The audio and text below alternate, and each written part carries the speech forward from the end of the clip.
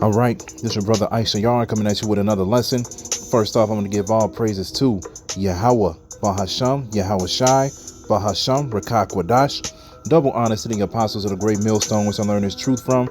Honors to the elders and brothers out there pushing this word through the four corners of the earth within truth and sincerity. And shalom to the Akwath that's listening and learning. Today's video is going to be entitled Mothers Automatically Given Custody Over Children. Now I got inspired to do this lesson because a brother shared this on Facebook, and pretty much I'm just gonna go ahead and read it so you can see where this point is coming from. It says, if the parents were never married, the mother has sole legal and physical custody until a court order says differently.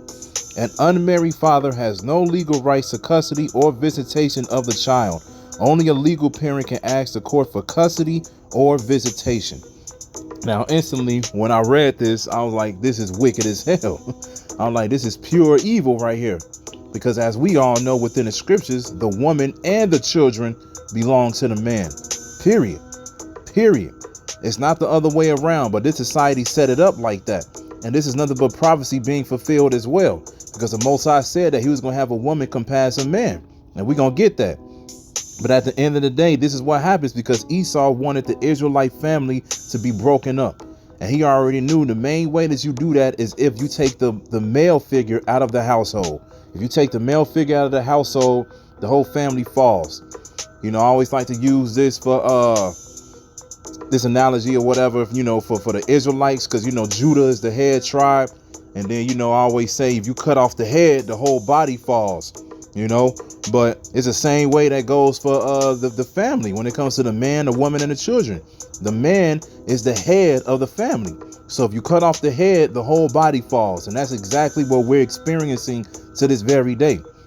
All right. You see, you see and hear all kind of stories of, you know, our women taking advantage of the system, having their men locked up, having them pay child support for no reason, even though they may have good jobs. May be good people on their everyday lives and everything like that, making good money.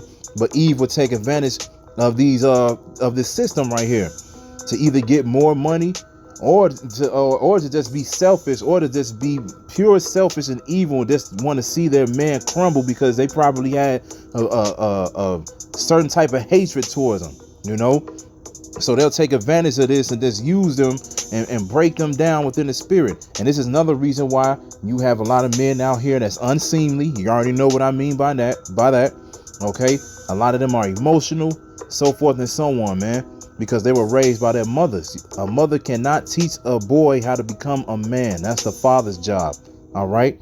So I wanted to look into this for myself, because I was just like, okay, I saw the post, but I'm like, let me look this up on Google for myself and see how true this really is, right?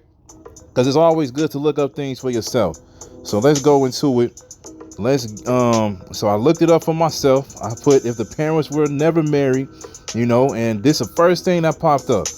It says, as a rule in most states, it says if the parents are not married, the mother is automatically given primary custody rights over the children. This means she has complete authority to make any major and minor decisions regarding her child's welfare. That's completely wicked, man. Straight up wicked. Because like I said, the mother and the children belong to the man. Now, a lot of people may be like, hold on, why you keep bringing up the woman? Because the woman do belong to the man. That's in the scriptures. All right. Let's go hop right into it, man. Let's hop right into it. Let's get Sirach 36 and 24. This is Sirach chapter 36, verse 24. And it says, he that getteth a wife beginneth a possession, a help liketh to himself, and a pillar of rest. So as you see right here, it says, he that getteth a wife beginneth a possession. Now we all know what is a wife. Wife is just nothing but just a woman. That's all it means. Wife just means woman. Okay, that's all it is. When you have sex with a woman, she automatically becomes your wife.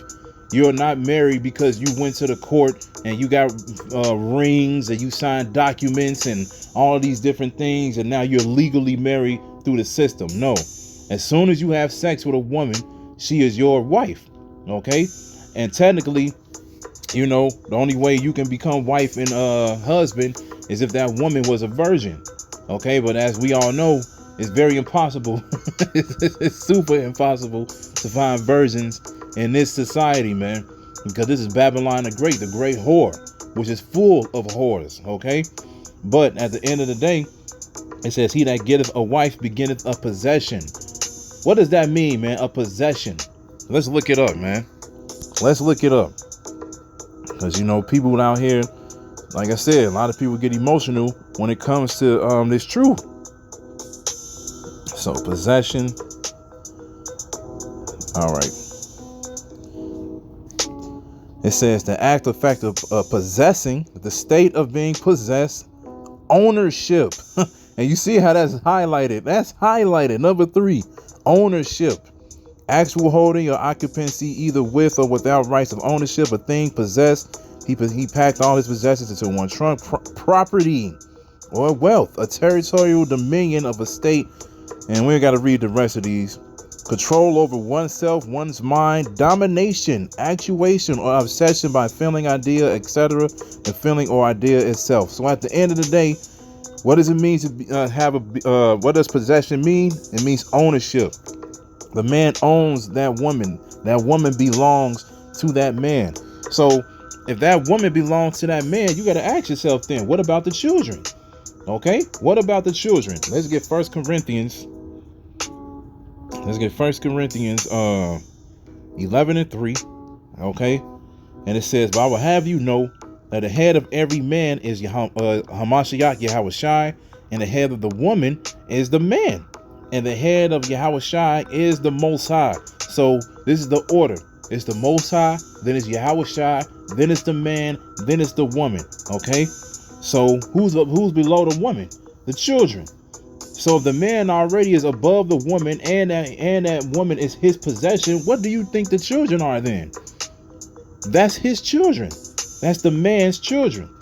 But like I said, this place has reversed it, so then the women can get everything, man, because this is one of the ways to keep the man out of the household and to keep them broken down, man. This is why we say any woman that's a part of this system and is actually down for it, she's actually breaking down that child's father for no damn reason. She's wicked, man. She's gonna be destroyed. The Most High is gonna judge women like that.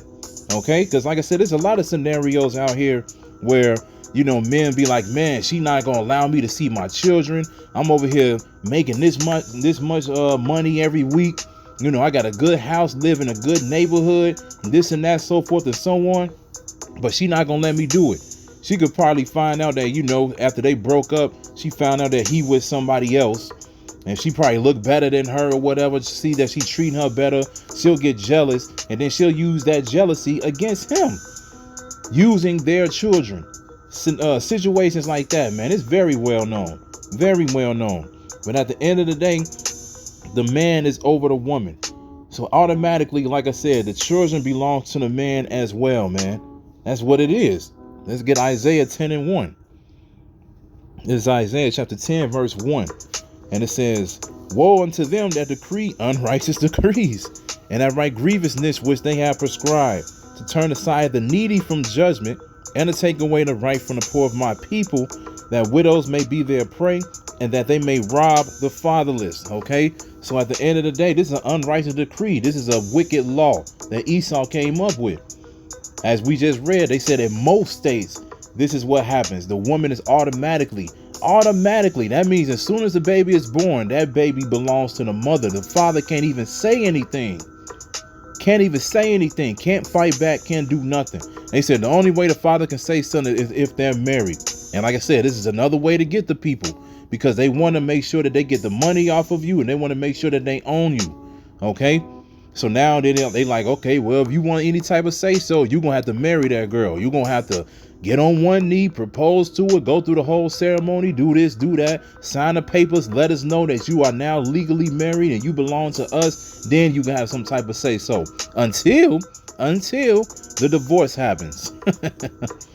When the divorce happens, hey, more than likely, that's going right back to the mother, man. The custody, the authority, all of that goes back to the mother.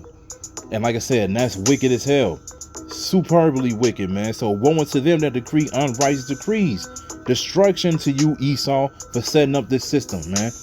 For breaking up the Israelite family, for over here doing these things so then we can't become one. Because that's all you doing.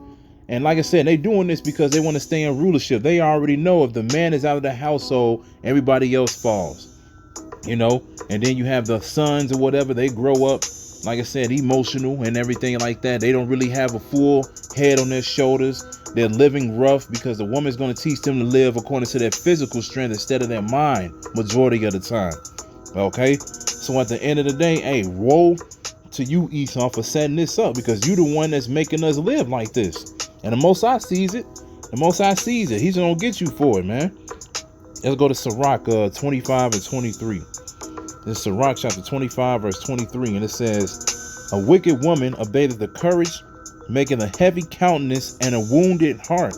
A woman that will not comfort her husband in distress maketh weak hands and feeble knees. Okay, so when these women go and put their husbands through these type of things, not being able to see their children, you know, not being able to take care of them, not being able to see them grow up and have the luxuries like she has to be around them all the time, she make a heavy countenance. He wounds the man's heart. Okay, he is not comforted. It says, maketh weak hands and feeble knees. You're breaking that man down within the spirit every single day, you know, for doing these type of things, man. That's why the Most High called them a wicked woman. Okay, you're not supposed to do this, man. Like I said, as soon as that child is born, you automatically supposed to be like, okay, look, in this system, you shouldn't even think about getting child support. That shouldn't even be that shouldn't be on your mind at all, especially if you see the man is doing well for himself. You should instantly just be like, all right, look, man, we the parents, we both got to be there. You know how many divorced couples there are out there, and a lot of these children are affected by it. Okay, because you know one they can't see one at one time, and then they can't see one at another time, and so forth and so on, and it breaks them down, man. It breaks them down. So now the child pretty much got to find themselves, because you know they can't get both sides of the story. Both parents can't be there to guide them as one parent telling you one thing, then the other parent telling you another, and so now the child is getting confused and messed up in the head, man. And this is why a lot of people are bugged out here, man. So at the end of the day, hey, a woman is not supposed to be going down that route, because you, like I said, you're breaking down that man within the spirit every single day, man. Every single day. Let's get Jeremiah 31 and 22. This is Jeremiah chapter 31 verse 22. It says, how long wilt thou go about, O thou backsliding daughter? For the Lord hath created a new thing in the earth. A woman shall compass a man. All right. And like I said, this is definitely the new thing that's in the earth. You're seeing a lot of women in authority. You're seeing them in the rulership seats. Okay. You look at people like Kamala Harris. You go to your regular Walmart. They got team leads, managers, or whatever the case may be. And a lot of them are women. Okay. And it's not supposed to be like that, man. Like I said, the man is supposed to rule over that woman. How can a man rule over that woman when a woman is given so many opportunities? It's not supposed to be like that, man. And like I said, a lot of people take this emotional. A lot of people don't take this seriously, or they just don't want to believe it and everything like that, because this place has taught you to be equal and everything like that. But that is not the case, man. The Most High does not want a man and a woman to be equal. Why did the Most High say this? Why did the Most High say this? The Most High said he created a new thing in the earth. A woman shall compass a man. Why did he say that? Because it's not supposed to be like that. But since we went off against the commandments, statutes, and laws, he was going to make sure that happened. That's another way to destroy us. You know, he don't have to just destroy us physically by pain or, you know, going through slavery or anything like that. He could destroy us mentally. And that's that's really one of the main things that a lot of our people don't even realize. A lot of our people are destroyed mentally. You know, that's why, you know, in this age of information, you can receive the truth on a daily basis, but a lot of people just won't believe it. They don't want to believe it. They don't want to be a part of it. They just want to live according to the way that they want to live. They destroyed within the mind, man. So at the end of the day, this is what happened. The Most High said a woman was going to pass up a man. And we're living that to this very day. But the Most High is about to wipe this whole system out, and he's about to bring back the correct order, which is a man being the ruler. Okay, So let's get one last scripture. Then we're gonna close it out. We're gonna get Isaiah. We're gonna get Isaiah 13 and 11. This is Isaiah chapter 13, verse 11, and it says, "And I will punish the world for their evil, and the wicked for their iniquity. And I will cause the arrogancy of the proud to cease, and I will lay low the haughtiness of the terrible. I will make a man more precious than fine gold, even a man than the golden wedge of Ophir. Therefore I will shake the heavens, and the earth shall remove out of her place, in the wrath of the Lord of hosts, and in the day of his fierce anger." So this is what's getting ready to happen. He said he's getting ready to make a man more precious than fine gold. Okay, the man is at the bottom right now. The man is getting beat down physically and spiritually and mentally on a daily basis. Okay, we don't get no respect, nothing like that, man. Okay, but at the end of the day, the Most High is about to make a man more precious than fine gold, because the man is the protector. The man is the one that should be making the major decisions. The man is the one that makes sure everything is in order. Okay, and that's what's getting ready to happen. He said more precious than fine gold. A man is going to be better than riches, man, especially in the day of Jacob's trouble. Okay, a man is going to be better than riches. Women are going to realize that when that time comes, when they need some type of protection, when they need something to lean on, somebody to lean on, that's when they're going to humble themselves. Some of them, not all of them, some of them. Okay, so at the end of the day, this is what's getting ready to happen. Like I said, the Most High is getting ready to bring back the way life is supposed to be lived. So I hope this is edifying. So with that, I'm going to say, call Halayim, Yahweh, Bahasham, Yahweh Shai, Bahasham, Rachaa Quadash. Double honors to the apostles of the great millstone, which I learned this truth from. Honors to the elders and brothers out there pushing this word through the four corners of the earth within truth and sincerity. And shalom to the Akwat that's listening and learning. And Yahweh Ratazah, I'll be back on another lesson. Keep pushing, Yasharala. Keep pushing. We almost out of here. Shalom.